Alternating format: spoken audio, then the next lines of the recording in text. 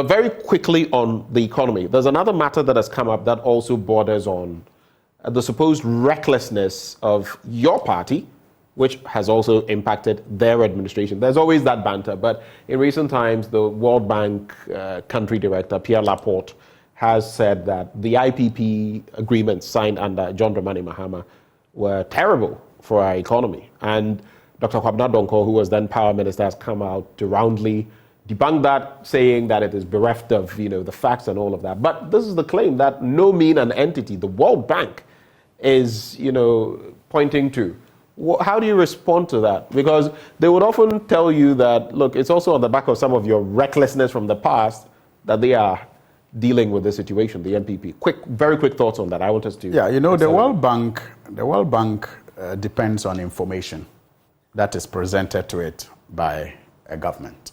And so, as much as I will not fault the World Bank country director for his mispronouncements on this matter, I will expect that he will go beyond the information that is provided by the government to get himself more educated on the subject before he makes any public pronouncements again. Because, look, the country faced energy challenges during the NDC regime. And these were energy challenges that the NDC did not create, but inherited. That fact has to be established. With oil fields? Yes, it inherited, because the experts at the time, in fact, predicted long before the time that because of the low level of investment in the sector, we're going to get to that point where we'll have a crisis. Previous governments didn't do anything about it, and so we got to the crisis when the NDC was in power. The president then, who I respect so much because of the way he even approached this issue, identified the three problems together with the experts. One, there was the financial problem. Two, there was the fuel problem. And three, there was the generation problem.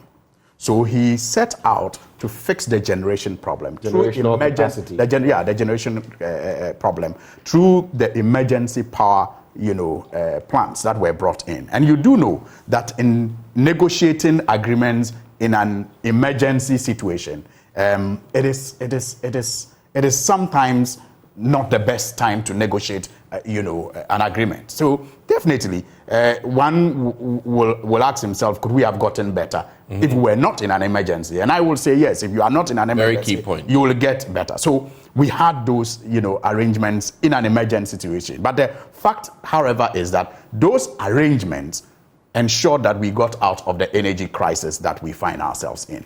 Then the financial problem was fixed with the introduction of ESLA, the ESLA fund. Now, the World Bank country director needs to educate himself more on what the intention of ESLA was and whether that has been applied. Right. If that was applied, would we be where we are today? If the World Bank country director educates himself on that, I'm sure he will be able to appreciate the issues better. The fuel problem was solved with the fast tracking of the Ghana Gas Infrastructure Project. Right. Which ensured that we now had our own fuel in this country. But I will just want to reiterate the point that Dr. Kwabena Donkor makes. And it has to do with the fact that even as we speak, Ameri, which was even negotiated under an emergency situation, is the lowest in terms of thermal generation tariffs. How much we pay for thermal generation in this country. It is even lower than Asogli that came in long before the power crisis. So what the World Bank country director said is not borne by the facts. And what I am tempted to agree with is the analysis of Kwabena Donkor, who says that at the time that you negotiated to pay, say, $4, to pay a dollar for a unit of power, the dollar was 4 cedis.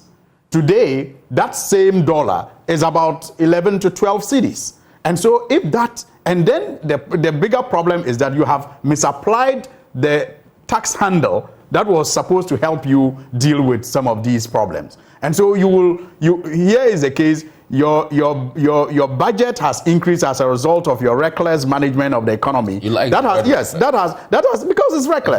That has led to the depreciation of your cedi, and it is part of the recklessness that led us to collateralizing the ESLA proceeds, for example.